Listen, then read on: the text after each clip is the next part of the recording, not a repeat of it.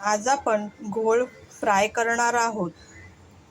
आता आपण याला मच्छीला मॅरिनेट करणार आहोत। त्यासाठी पहिले मी हळद टाकली आहे अर्धा चमचा, एक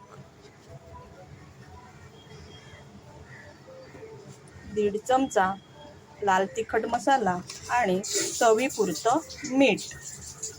हे चांगलं मॅरिनेट करून 10 ते 15 मिनिटं ठेवून द्यायचं आहे। तसेच आलं लसूण पेस्ट सुद्धा टाकायची आहे।